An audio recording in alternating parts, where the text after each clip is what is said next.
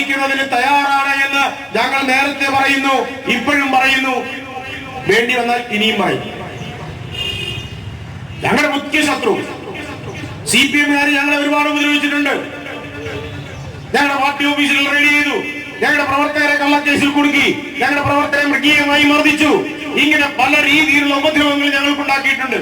ഞങ്ങളുടെ പ്രവർത്തന സ്വാതന്ത്ര്യം തന്നെ ഈ പറയുന്ന കമ്മ്യൂണിസ്റ്റ് മാർക്സിസ്റ്റ് പാർട്ടി പല വിധത്തിലും ഇല്ലായ്മ ചെയ്യാൻ ശ്രമിച്ചിട്ടുണ്ട്.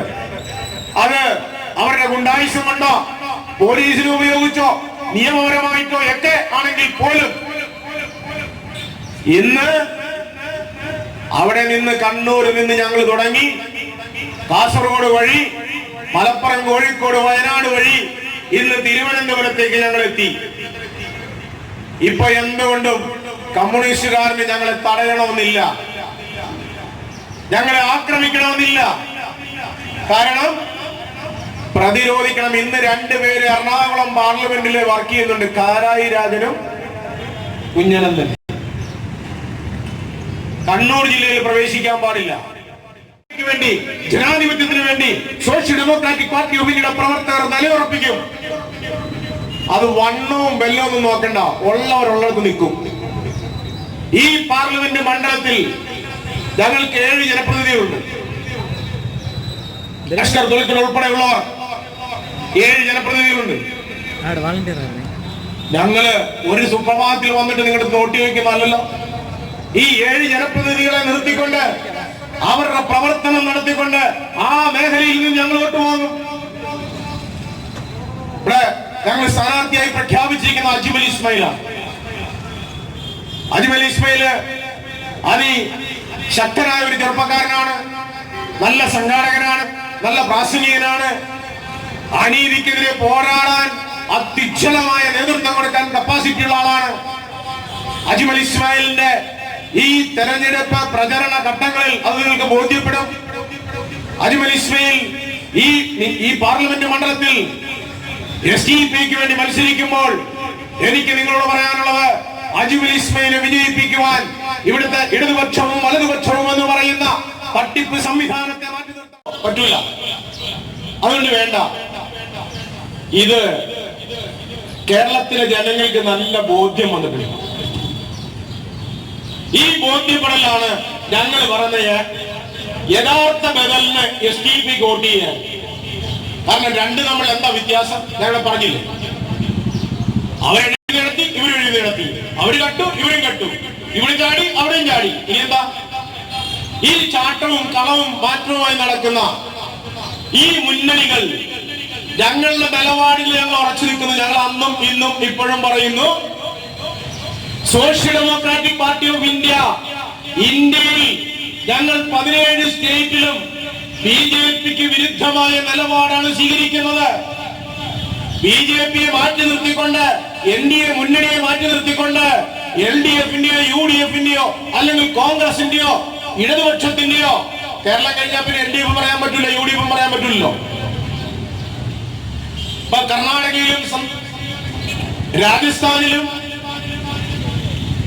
ചെന്നൈയിലും തമിഴ്നാട്ടിലുമൊക്കെ ഇന്ന് മുന്നണി ബന്ധങ്ങളിലാണ്.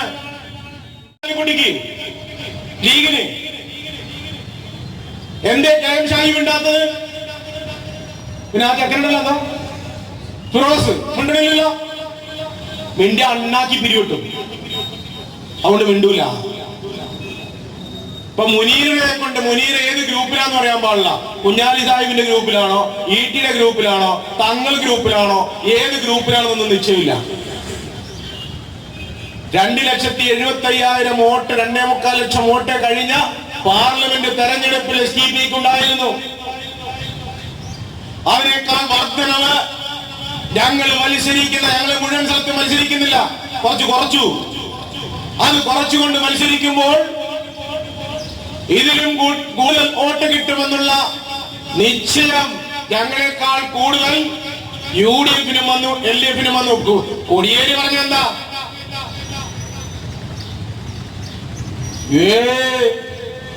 SDP-യുടെ കൂടെ കൂടാൻ പാടില്ല. തീവ്രവാദം. എന്താ തീവ്രവാദം? എന്താണ് തീവ്രവാദം? തീവ്രവാദത്തിന് നിർവചനം പറഞ്ഞു തരട്ടെ. PV അൻവറിന്റെ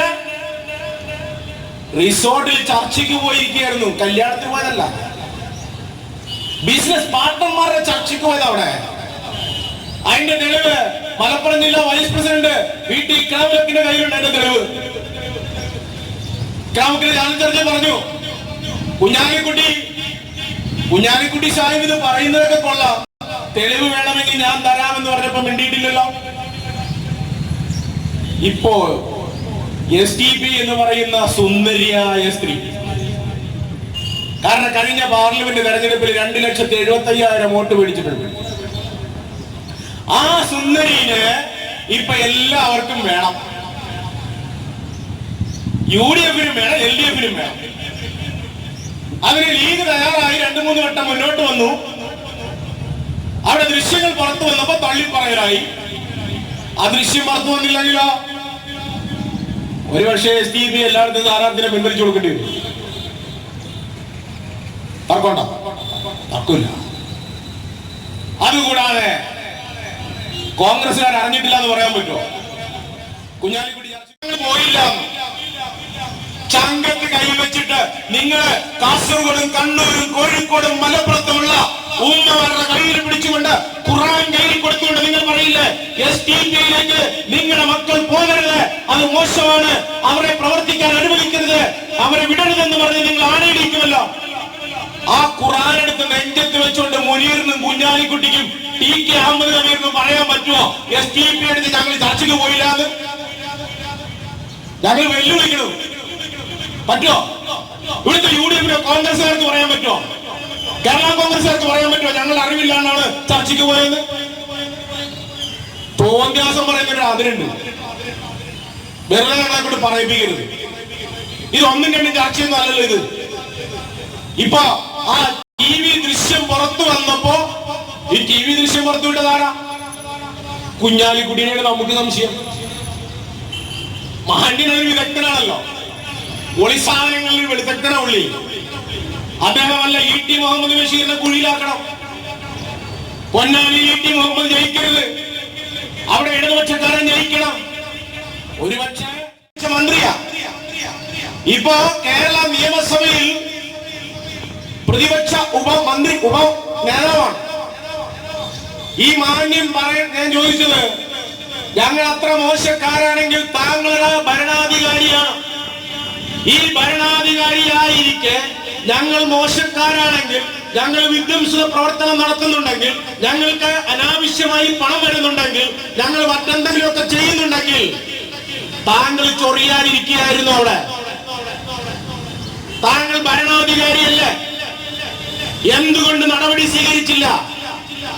നടപടി സ്വീകരിക്കുക മാത്രമല്ല, താങ്കൾ ഈ പറയുന്ന ആരോപണങ്ങൾ ഞങ്ങളുടെ നേതാക്കന്മാരോ പ്രവർത്തകരോ ചെയ്തിട്ടുണ്ടെങ്കിൽ അതിന് തക്കതായ നടപടി സ്വീകരിക്കാനുള്ള സംവിധാനം ഇന്ത്യ രാജ്യത്ത് സംസ്ഥാനത്തും ഇല്ലേ? എന്തുകൊണ്ടാണ് സ്വീകരിക്കാത്തത്? അല്ല, അതെനിക്ക് അങ്ങനെയൊന്നും മറുപടിയും പേരൊന്നും കിട്ടിയിട്ടില്ല. ഞാൻ പറയുന്നത് ഒരു ആക്കല നമ്മളെ, അതൊരു ആക്കലാണല്ലോ. TV ചാനലിൽ ചർച്ചയ്ക്ക് വന്നിരിക്കുമ്പോ ജനം ഇത് കേട്ടോണ്ടിരിക്കും, പറയുന്നൊക്കെ വിശ്വസിക്കും. പിന്നെ ഇങ്ങനെ വാപ്പ ഇത്തിരി മാന്യനായതുകൊണ്ട്